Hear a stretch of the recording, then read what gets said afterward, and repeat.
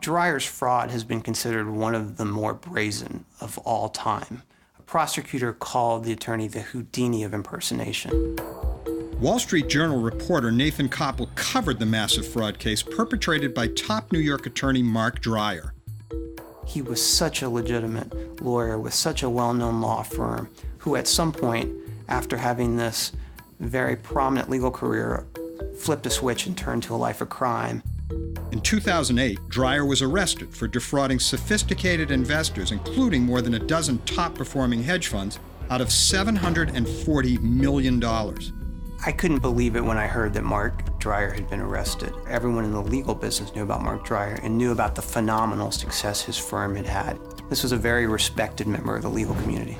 He was a graduate of Yale University and Harvard Law School.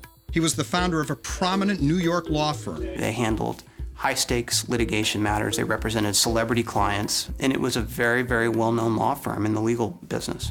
As his law firm expanded, Dreyer's taste for a lavish lifestyle grew as well. But Dreyer's annual salary, estimated at $400,000 a year, just wasn't enough. His firm was making good money, but not the kind of money that Mark needed to support his personal life. In 2002, we now know he resorted to selling fake promissory notes, which are basically just an IOU. He impersonated, we know, at least 13 people. He had fake email accounts, fake phone numbers. He broke into people's offices. The lengths that he went to pull this off were just stunning. For more than 5 years, Dreyer kept his scheme going, persuading more hedge fund managers and supposedly savvy investors to buy hundreds of millions of dollars in phony notes. He would sell these fake promissory notes to different investors, hedge funds, individuals, clients of the firm.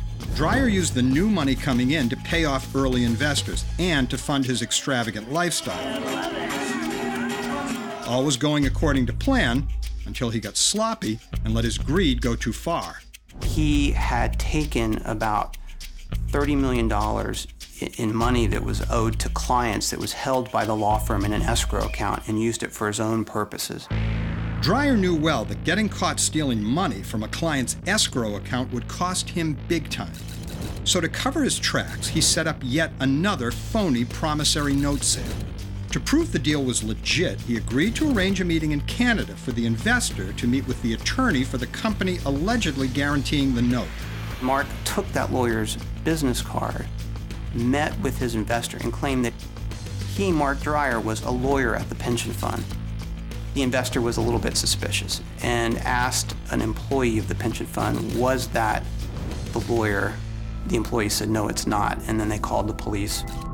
He was arrested as soon as he landed back home in New York. Mark Dreyer pled guilty to 8 felonies, including fraud and money laundering. He was sentenced to 20 years in prison, a life sentence for the 59-year-old disgraced lawyer.